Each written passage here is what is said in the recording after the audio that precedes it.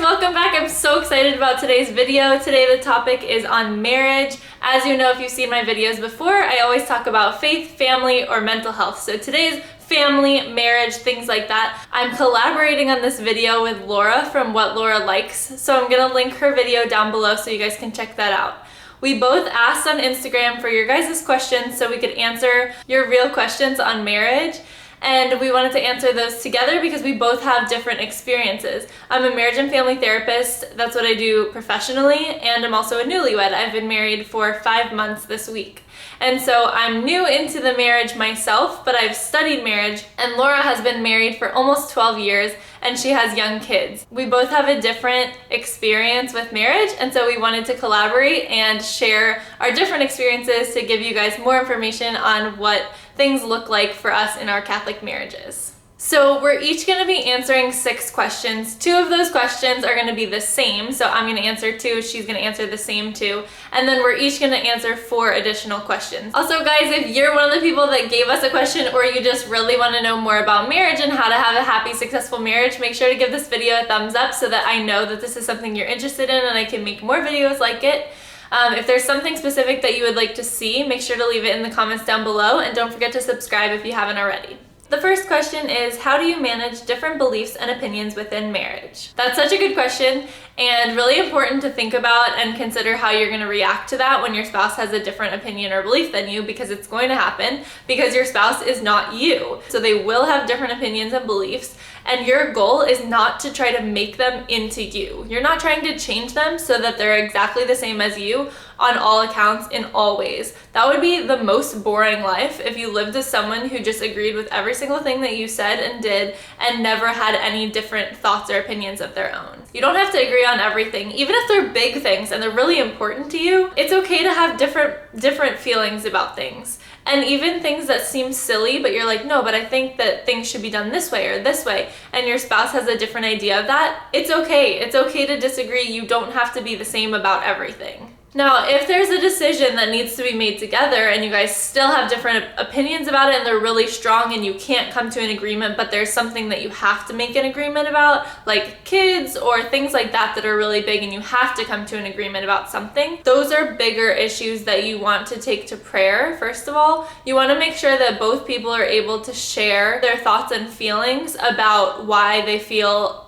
it should be a certain way or why they have a certain opinion or belief about that, and so that everything's on the table and you guys can make the best decision together. You always want to ask yourself, what's more important? Is it more important for me to win this argument, to be right in this situation and to get them to drop their argument and to come to my side? Or is it more important to me in this situation to keep fostering peace in our home? What's more important? Sometimes the thing that you're debating might be more important to you and you'll say like, no, I have to fight on this because this is really important to me and I'm not willing to budge on that. So you just want to ask that question. What's more important in this situation, in this conversation that we're having? Is it more important to me to win this argument or to have peace in our home? And to look at that, like, is it okay for me to feel like I would rather fight this and win than keeping the peace in our home? And some things will be worth having those conversations and having that argument, but you want to learn to argue well and not fight and not name call and things like that. That's not going to help you get anywhere. If you've done all these things and you still can't come to an agreement, you might want to go talk to either a trusted friend, family member, spiritual director, therapist, going to somebody who you really trust their opinion, that they have your marriage and your family's best interests in mind,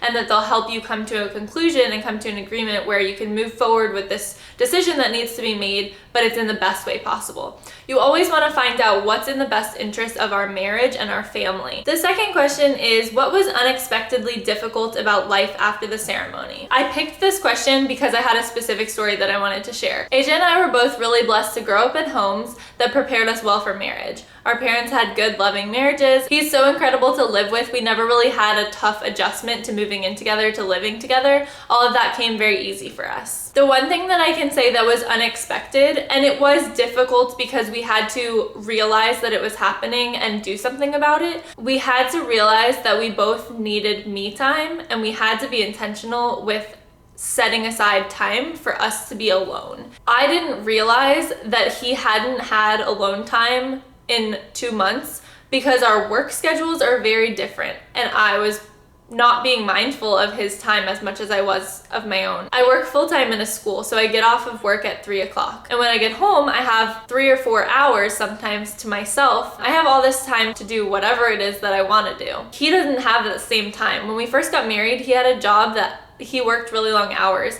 and he would start work at 7:30 in the morning and he wouldn't get home until 7:30 at night. And because he was getting up at 5 in the morning, the next day he wanted to go to sleep around 9:30. So we would just have very few hours together, and I wanted to spend them together and he did too. We wanted to spend time together. We're both introverts, and so we need time to ourselves. We need time to refuel and do things that we need to do, and just watch what you want, read what you want, listen to a meditation or a podcast, and things that we don't have to agree on all the time doing together. It was just something that we had to realize and learn about our relationship and our marriage and the way that we were living and spending our time, that we needed to be intentional about including that time. Otherwise, we would just spend all of our time together with family or with friends, and he would never have the time that he needed to be on his own. Question number 3 is, how did you stay pure/chaste before marriage, especially in college? I love this question so much. I actually started practicing my faith during college. Chastity had a huge role in this, and when I learned the beauty of authentic love and pure relationships and what chastity was and why it's incredibly beautiful,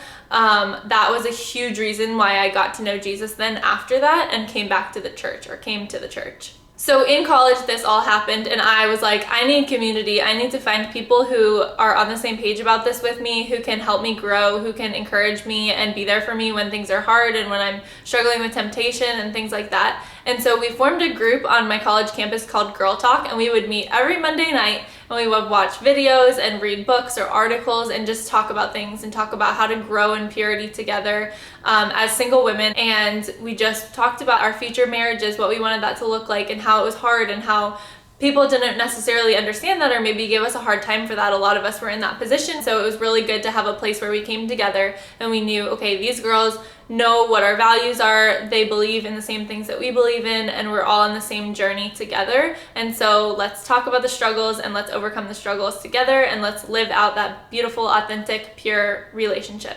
Another thing that was helpful for me was reading books and listening to podcasts and reading articles about chastity and what that looks like and how we can live it out more boldly and more fully and allow it into our lives. 2 of my favorite speakers, authors are Jason and Kristalina Everett. They speak a lot on chastity. They have a website called the Chastity Project. There's tons and tons of articles and resources that you can read there and just like learn so much about it, and it really helps you grow in that area. So that was all while I was single, and then living out purity and chastity while in a relationship is a different story. And so when my husband and I started dating, we had this conversation because it was really important to me. It was a huge part of my conversion story. So we had the conversation about a month into dating. We talked about our past. We talked about things that we struggled with. We talked about what we wanted purity and chastity to look like in our relationship and how we were gonna live that out and how we were gonna help each other grow and not lead each other into temptation. We shared our hearts with each other. We came up with a plan of purity and purpose for our relationship and how we were gonna live that out, and that was really important for us. We came up with boundaries, like things that we were gonna live by, things that we were okay with doing, things that we weren't okay with doing. But the way that we went about it was more of a mindset of not like, how far is too far, what can we do and what's not okay and that kind of thing, but it was more of, we want to live the best relationship that God has planned for us, and we don't want to hurt each other, we don't want to lead each other into temptation because that's not helpful at all. And so what can we do to lead each other closer to God? Is this going to lead each other closer to God, or is it not? Is it going to lead each other into temptation? And then we made decisions based on that. The next question is, how can you merge a couple relationship with God versus your individual relationship with God? I think it's really important to have both of those relationships. So you want to have a couple relationship with God because you want your relationship to be founded on God, you want it to be centered on God, and you want God to be who you look to together for guidance, for purpose, to worship Him together, to praise Him together, to offer your petitions together. Like, these are the things that we're praying for, these are the things that we want, these are the things that we're looking forward to in our lives together, and can you help us grow in our relationship in this area? It's really important to have that. It's also a really awesome way to learn more about your partner that you're dating or that you're married to. You learn really what's on their heart. You can go throughout your whole day and ask them how their day was, and you can hear about everything and things like that. But when you ask somebody, what do you want to pray for? What's in your heart? what do you want to talk to God about tonight, you get to know such a deeper level of that person. There's also a statistic that I heard just last weekend that if a couple goes to Mass together every Sunday and prays together out loud, that couple's success rate of marriage is 98%. It's also important to have your individual relationship with God. You want to be in communication with Him, growing in relationship with Him. It's really hard to love your spouse and give to your marriage if you're not giving to God and having a good relationship with Him. You need God to fill you up so then you can go pour out love into your spouse, into your kids, into your friends. If you're empty and God hasn't filled you, you have nothing to give to other people. These last two questions are the questions that Laura and I are both answering, so if you want her side of these two questions, then you have to go check out her video when you're done with this one. So this one is, what are the top 3 things you recommend discussing before marriage to avoid conflict in the future? Number 1, I would say, these are not in any particular order, but number 1 I would say is finances. Do you have a ton of debt that you're bringing into your marriage, or what are your ideas about finances? Money is a huge thing that people have issues over. And so you want to talk about those things because you don't want to go into a marriage and then all of a sudden bring out all these things that your partner didn't know. You just want to be transparent about, this is what my financial situation looks like, and so how are we going to go about that together once we're married? Do you plan on having separate bank accounts or joint bank accounts? Things like that are really important. How are you gonna plan financially for your future? How are you gonna save? How are you gonna spend? What's your money mindset? Things like that. It's just, money is a big thing that couples fight over. So you want to have that conversation before you're married. You don't want to all of a sudden be married and then trying to come up with a plan and then trying to share with each other, oh, but I went to college and so I have all this debt, or I have this credit card debt and things like that. You want to be aware of what you're going into in marriage so that you have a plan to work it out together. When you become married, you become one. So your finances should also become one. So you're taking on the finances of your spouse. So you want to both have an understanding of what that means for you and what you're becoming one with as far as your finances. Number 2, I would say, is kids. Talk about if you want kids. Talk about how many kids you want.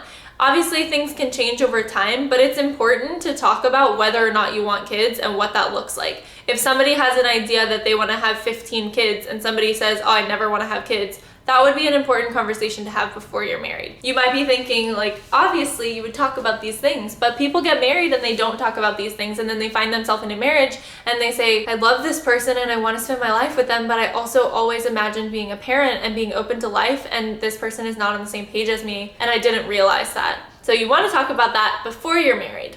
And number 3 is to talk about your non-negotiables. So whatever that means for you. Is it your faith? Is it your beliefs? Is it your values? Is it your life plans? Is it a non-negotiable for you, the area of the country that you're going to live in, or how far you're going to be from your parents, or the type of trips that you're going to take every year? Whatever it is that are your non-negotiables, that you are not willing to compromise on those things, you want to talk about those things to make sure that the person that you're dating, that you plan on marrying, is on the same page with you and understands what your non-negotiables are. So either if they didn't have that idea, they can maybe adjust and you guys can talk about those things and figure out what it's going to look like for you together. Or you can realize that maybe this isn't the best fit and you're looking for somebody who has the same values as far as those things, especially about faith. If you assume that you're raising your kids a certain way as far as faith and values, and then you say, okay, well, it's okay that my husband doesn't believe the same as me, but we're going to raise our kids this way. But if you don't have that conversation, then you don't know if they are on the same page about that. So you want to have all those conversations about your finances, about your kids, and about your non-negotiables. Last and final question. This is the 4-part question. Are your spouses Catholic? AJ is Catholic. He was raised in a Catholic family. That was one of my non-negotiables. One of the things that I was looking for in a spouse. I knew myself, I knew God, and I knew that I needed somebody who was holier than me, who was closer to God than I was, and who was going to lead me closer to God, who was going to lead me to heaven. I knew I couldn't be the one to be the spiritual leader in my relationship. Some women are that way, and that ends up being part of their relationship, and it works for them. I knew for myself, I needed to be with a man who was closer to God, who would lead me spiritually, and that's exactly how AJ is, and I'm so thankful for that. Part 2 of that question is, what's been the most difficult part of marriage? The 3 things that couples fight over most is finances, communication, and sexuality. But I would say ours is finances, and we did talk about it before we got married, and we're on a really good track. It's just that our money mindset is something that we've had to work on. We grew up in families that were amazing and beautiful, and our families had different ideas of how to manage money, how to spend money, and how to save money. And so it's been a learning curve adjusting to figuring out what our finances are going to look like as a couple. So I would say that's been the most difficult part of marriage. The third part of that question is, what has been your favorite part of marriage? My favorite part of marriage is just having somebody know me better than anyone has ever known me in the whole world. My husband knows me better than anyone knows me. He knows more about me than anyone. He knows me better. And yet he still loves me fully, and he chooses me, and he acknowledges all of my flaws and all of my weaknesses and all of my baggage and all the junk that comes with me, and he still chooses me and loves me. And it's an amazing feeling to know that you're so deeply known and so deeply loved at the same time. That is just incredible. The last part of that question is advice for dating in today's age? My advice for dating in today's age is to actually date. A lot of people in today's age don't date, and so my advice is to date, and date intentionally. Ask somebody on a date and say that this is a date. I am interested in you and I would love to take you on a date. So that's my advice. Go on dates and be intentional about it. Okay, so these are the questions that Laura's going to be answering in her video. How can single women prepare to be a wife in marriage? What's your favorite part of sharing your faith with your spouse? How can you save money for a wedding if you want to be married but can't afford it? And how do you keep the spark alive with young kids? So those are the questions that she's going to be answering. I'm so excited to check them out. I will link her video down below so you guys can check them out as well. And I hope you enjoyed this video. If there's any other questions that you're wondering, please ask them down below. And if you guys like these marriage type videos, like I said, please give it a thumbs up so that I know and I can do more of them. And if you haven't subscribed already, make sure you hit the subscription button below. After you hit subscribe, if you see a little bell, hit that. It means that you get notifications. I hope you enjoyed this video, and I will see you next week. Bye!